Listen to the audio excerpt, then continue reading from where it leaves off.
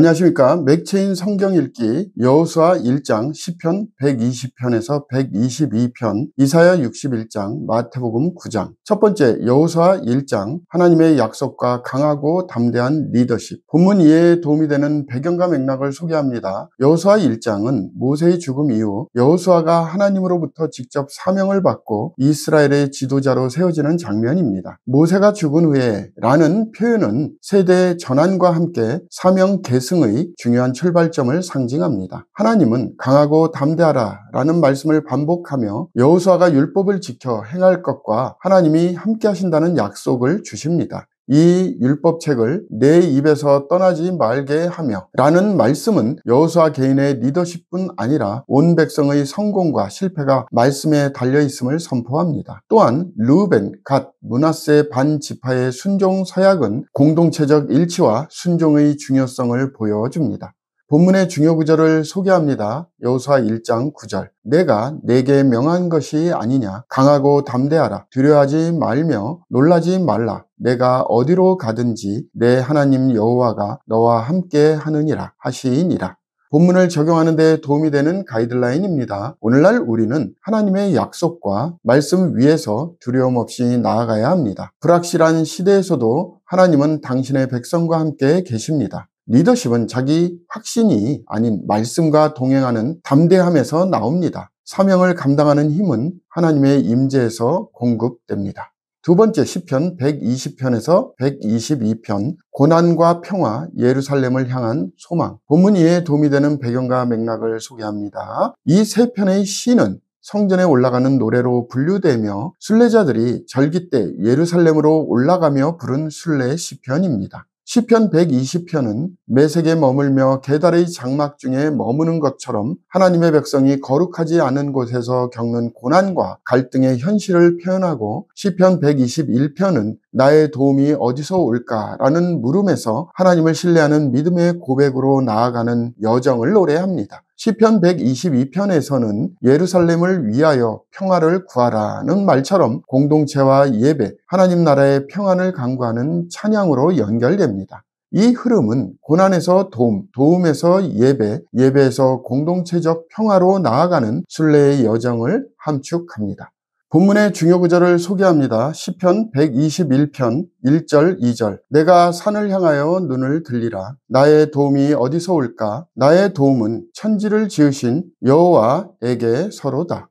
본문을 적용하는 데 도움이 되는 가이드라인입니다. 오늘날 우리는 삶의 여러 낯선 환경과 고난 가운데서 하나님의 도우심을 바라보아야 합니다. 진정한 평안은 사람이나 환경이 아닌 하나님께 있습니다. 하나님의 임재를 향해 나아가는 여정 속에서 우리는 평화를 회복합니다. 예배는 우리의 길에서 방향을 다시 잡는 순간입니다. 세 번째 이사야 61장 메시아의 기름 부으심과 회복의 사명 본문 이해에 도움이 되는 배경과 맥락을 소개합니다. 이사야 61장은 메시아의 사역과 시온의 회복을 선포하는 희망의 장으로 주 여호와의 영이 내게 내리셨으니 이는 여호와께서 내게 기름을 부으사라는 구절은 누가복음 4장에서 예수님이 자기에 대해 인용하신 구절이기도 합니다. 포로된 자에게 자유를, 죄인에게 회복을 선포하며 시온에서 슬퍼하는 자에게 화관을 주어 그 죄를 대신하며 라는 표현은 고난에서 영화로의 전환을 선언합니다. 너희는 여호와의 제사장이라 일컬음을 받을 것이라는 말씀은 하나님의 백성의 사명과 정체성의 회복을 강조하고 그들의 후손을 만민 가운데 알리리니 라는 말씀은 이스라엘과 열방을 향한 하나님의 구속 계획이 하나로 연결됨을 보여줍니다. 이 장은 메시아적 구속과 교회 시대의 사명까지 포함하는 구속사적 선포입니다. 본문의 중요 구절을 소개합니다. 이사야 61장 1절 2절 주 여호와의 영이 내게 내리셨으니 이는 여호와께서 내게 기름을 부으사 가난한 자에게 아름다운 소식을 전하게 하려 하심이라. 나를 보내사 마음이 상한 자를 고치며 포로된 자에게 자유를 갇힌 자에게 노임을 선포하며 여호와의 은혜의 해와 우리 하나님의 보복의 날을 선포하며 모든 슬픈 자를 위로하되 본문을 적용하는 데 도움이 되는 가이드라인입니다. 오늘날 우리는 메시아 예수께서 우리를 대신해 고통을 짊어지셨고 우리를 회복자로 부르셨다는 사실을 기억해야 합니다. 교회는 이제 세상을 향해 자유와 회복을 선포하는 사명을 감당해야 합니다. 기름 부으심은 사명이며 회복은 하나님이 시작하신 일입니다. 우리는 치유받은 자로서 치유하는 자가 되어야 합니다. 오늘의 마지막 본문 마태복음 9장 긍휼로 다가오신 치유자 예수님. 본문 이해에 도움이 되는 배경과 맥락을 소개합니다. 마태복음 9장은 예수님의 이적과 부르심 그리고 죄인을 향한 긍휼의 복음 사역을 강조하는 장입니다. 중풍병자를 고치며 내 죄의 사함을 받았느니라는 말씀은 육체의 치유보다 더 깊은 죄의 용서를 선포하고 마태의 부르심과 나는 의인을 부르러 온 것이 아니요 죄인을 부르러 왔노라는 말씀은 메시아의 사명이 죄인과 연약한 자들을 위한 것임을 드러냅니다. 죽은 딸을 살리고 혈루증 여인을 고치며 맹인과 벙어리를 회복시키시는 장면은 예수님의 권능이 육체와 영혼 모두에 미치는 전인적 회복임을 보여줍니다. 마지막으로 추수할 것은 많되 일꾼이 적으니 라는 말씀은 복음사역의 시급성과 공동체의 참여를 요청합니다.